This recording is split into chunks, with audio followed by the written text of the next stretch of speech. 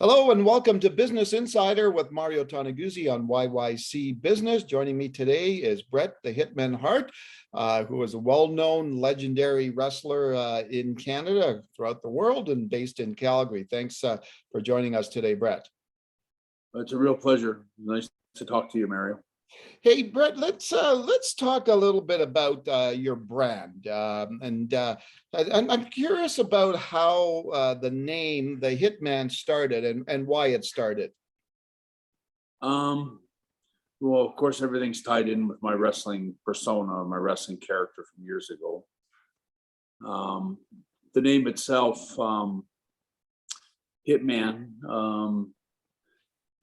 really came down to I think it was Hitman Hearns, the boxer, retired and gave up the name, or like on an interview. I was at the time tagged up with Jim the Anvil Neidhart and managed by a manager called Jimmy the Mouth of the South, and everybody kind of had a moniker, a name, and I had to come up with one. And I remember it was like, I think I had one more week left to come up with a name. And at that time, Hitman Hearns was in a boxing match, and he lost the decision to somebody. I can't remember now, but I remember that was he retired from boxing. But although he came back after that and boxed a little bit more. Yeah. Anyway, I had to come up with a name, and I just remember I was actually in Detroit Airport, as I remember. And I remember just thinking, I got to come up with a name. And I saw the little story on him in the newspaper. And I just remember thinking about it. And it's like, Hitman Hart. I said, there's my name. What was it? What was it that appealed to you about the name? Well, I was a bad guy. And I just needed a name that was going to be cool or something different. And, Hitman was just sounded good. And had a little bit of history with the boxer, of course. And I just thought it was applicable for me. The way my style was, I was kind of a very sort of skilled, technical kind of wrestler, the way I portrayed myself anyway. And it just seemed like a good name. It just sounded good. It had a nice sound to it. And I just went with it full bore after that. And I did meet Hitman Hearns years later, and he told me that I did good with the name and was really a bit of a fan of mine. And I've always taken that as a compliment. But it was just a good name, sounded good. And, with a name like that or a situation like that, you just never know if like a few months later, they're going to turn you into a cowboy or something else and change your name. But luckily for me, the name had a nice sort of sound to it and had a nice feel to it, and it took off and has always been my name. Okay, let's talk a little bit about some of the other stuff around your image. Obviously the sunglasses and the color pink. What was the story behind choosing those two things to be part of your image? Well, I was always one of those piece by piece. When I first got tagged up with my tag partner, Jim the Anvil Neidhart, we got called the Hart Foundation. They had no plans for us. They were just trying to any kind of a storyline for us or a name for us, and they didn't have any plans for us. And I remember when I suggested tagging me up with Jim the Anvil, calling us the Hart Foundation, they told me no initially, and then a few months later, they said, yeah, we're going to do exactly what you want. We're going to tag you up with Jim the Anvil. We're going to call you the Hart Foundation. And it was just sort of one sort of link at a time. The Hitman came a few weeks later. It was about maybe a year later that Jim and I were doing, we had a big TV match on Saturday Night Main Event, which was at the time was more people would watch that than any of the pay-per-views or any of the wrestling TV shows. It was the highest rated show on television at the time. And so we found out we were having a big match on Saturday Night Main Event. And we decided to order some new wrestling gear. And the woman that used to make the wrestling gear, she goes, I got this really hot pink. And she goes, it looks really good. It's good. It's really bright and really flashy. And She suggested the pink, and I remember running that by the Anvil, and then the Anvil told me he didn't like the idea of pink tights, and I was like, okay, I'm okay with that too. I said, I said, we'll call you back and we'll think of some more ideas. And then it got where we had to make a decision. So I called her again, and she said, well, I still got this hot pink. I really think that would be a good color for you guys. And so I remember I asked the Anvil again if he was interested in the hot pink. And this time he was all thumbs up, giving me the thumbs up, and told me to order the pink. So we ordered the pink tights, which were very bright. We looked like, it was like chewing gum bubble, really bright neon pink. And it was a bit too bold, to be honest, and too bright. It actually used to burn the TV lenses a little bit when we used to wear them. But we were wearing them for the Saturday Night Main Event. And it was actually in the catering room when Vince McMahon saw me and the Anvil in the lineup with our food trays to get ready to eat. And I remember Vince McMahon came up to me and he called out from behind me. He goes, "Don't move." And I remember he walked around me about 3 or 4 times and he goes, "That's it." He goes, "That's what you guys have been missing since you came here. So you never had any color. You guys, that pink is perfect. Don't ever change it. I want you to wear pink from now on." And that became our color. And I've always said it was never my favorite color, but it was my lucky color, because we, within a few months of that, we were the World Tag Team Champions, and we got kind of a big push and got pushed on mainstream TV, and really became this phenomenal tag team back in the 80s. And we got our whole break, I think, from the fact that we were wearing pink. And then the sunglasses was all part of that. I used to just wear mirrored sunglasses just to give myself something. We didn't have ring jackets. We didn't have ring music to walk out to the ring. We were very plain in a lot of ways. And we were, I just used to wear the mirrored sunglasses for a period of time. And then I actually remember they asked me to stop wearing the sunglasses. And they said that Vince didn't want anyone wearing sunglasses on the TV shows anymore.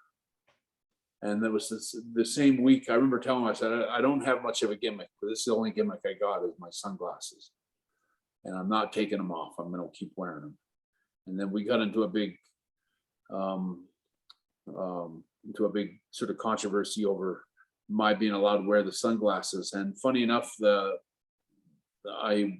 the end, you have to do what you're told. I had to take the sunglasses off. But it was the very next day they came up with these plastic, I don't know what they're made of exactly, but these mirrored looking sunglasses that were wraparound that were tied with a little rubber thing. And they wanted to sell them as a feature. They asked me if to wear them and wanted me to hand them out to the kids when I went out to the ring all the time. And it was just a funny thing because they were just ready to kibosh the whole thing with sunglasses the day before. And then all of a sudden it's like, no, we got these toy sunglasses that you got to promote. And like I said, I started walking out to the ring with those. They had a nice look to them. They look good. I still am still in charge of those sunglasses today. Yeah. But that was a big step in sort of making me popular for kids. I remember Jim Manville would take the sunglasses off and I would drop down on the floor and I'd give them to the first kid that I saw. I remember the very first time I did, I dropped down to give them to a kid and everybody ran. They all thought I was gonna, they were scared of me because had previously been a bad guy in wrestling. So it didn't really work very good. I remember I had to slowly down. It was like sort of feeding squirrels in the park. You have to go slow and kind of be gentle. And then I got where the kids would take the sunglasses if I handed them to them real slow. And a few weeks of TV where they had me giving the sunglasses away changed to within a few months of kids racing to the corner of the ring on the floor there for me to give them the sunglasses. And the lucky kid that won, I would put him on his head. Yeah. And that started was a big boon to my career, because it made me seem like a nice guy. And I've always made it part of my shtick as a wrestler back then. But that had a lot to do with all these little things, were just little things, one thing after another, that helped build my character and my image. Yeah. Speaking of which, there's also the infamous phrase, right? The best there is, the best there was, the best there ever will be. Where'd that come from?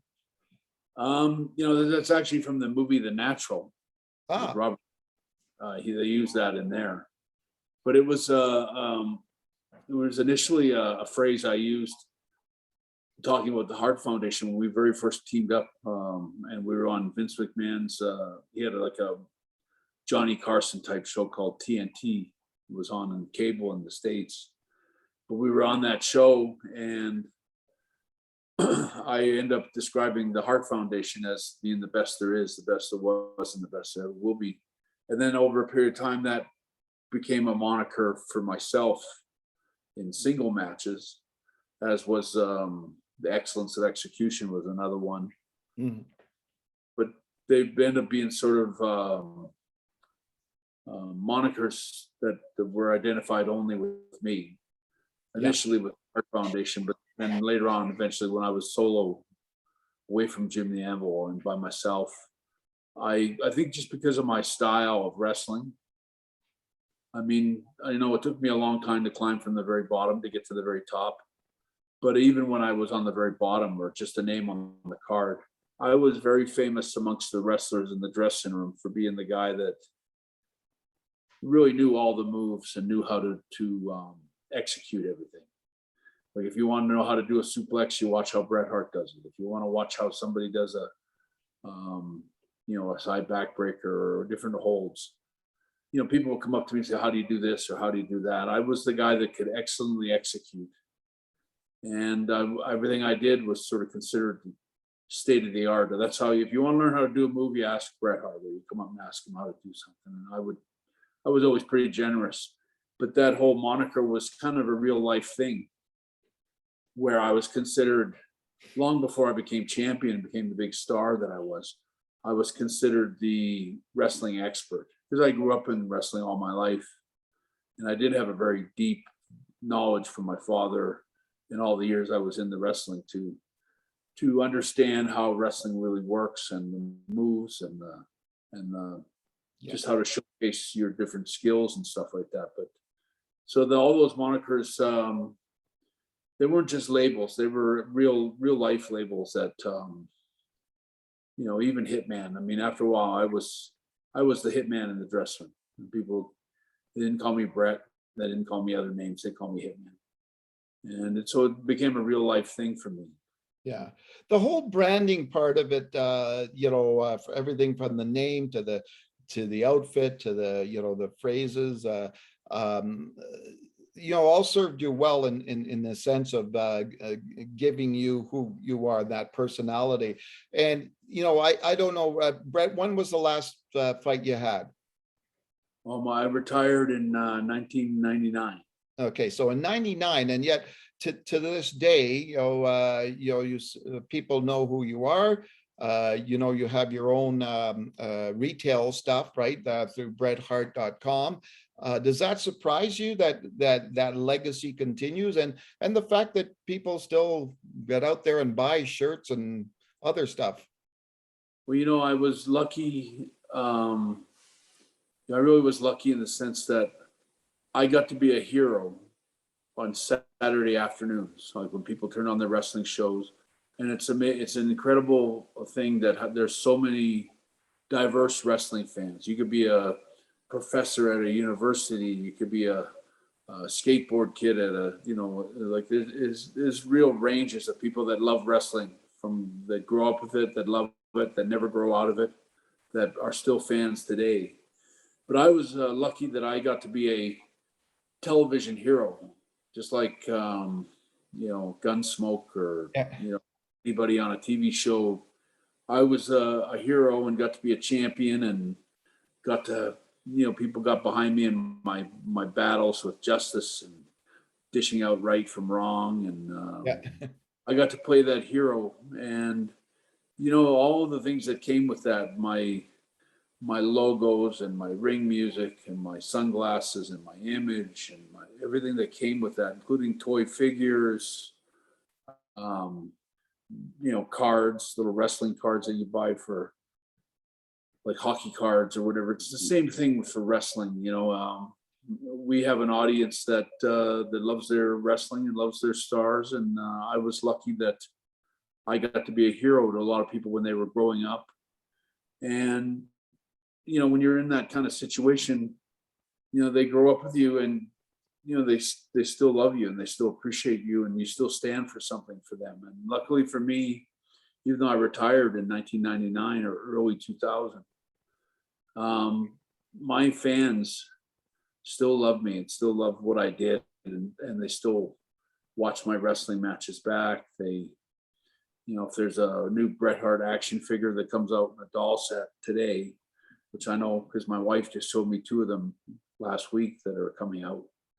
They're new dolls that they come out, and people collect them, people buy them, you'd be surprised at how many people, cherish and believe in you still to this day as being an inspiration to them, somebody that changed their life, someone that was a father figure to them, maybe when they didn't have a father, somebody that had a tough childhood, grew up in a world where he had no heroes, but I was his hero. All those things, make what I did more important. It's like, oh, I was just a pro wrestler. Well, I was a pro wrestler, but I'm a hero to millions of people around the world. And I take great pride in that. And I always have, always will. That's part of my makeup. And it's just important to understand that, like